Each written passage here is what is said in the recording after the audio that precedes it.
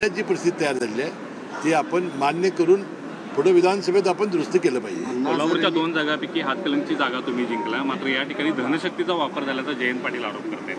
नाही ठीक आहे, ज्यावेळेला पराभूत होतो आता इकडं जिंकलं, इकडे लोकांनी कौल दिल्यामुळं तिकडं जिंकलं आम्ही तर ते धनशक्तीमुळे हे असं म्हणायचं असतं।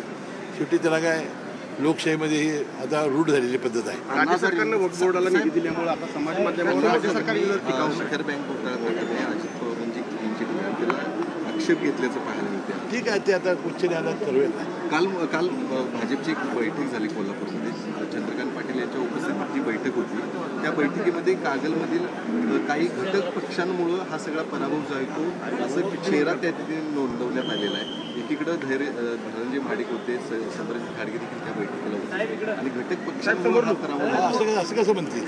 तर ही निवडणूक जर आम्ही पूर्णपणे घटक पक्षांना हातामध्ये घेतली तर तुम्हाला तुम्ही बघितलेलं आहे। ठीक आहे, ते काय मला काही माहिती नाही त्याबद्दल। साहेब, कोल्हापूर जिल्ह्यातल्या शिवभोजन थाळीचा 4 महिने त्यांची बिलं दिलेली नाही। ते आज मी माहिती घेतो काय ती। आज मी आचारसंहिता पहिल्यांदा जिल्हाधिकारी कार्यालयात आलेला आहे। मी संपूर्ण जे प्रश्न प्रलंबित असेल ते मार्गी लावण्याचा प्रयत्न करेन। ठीक।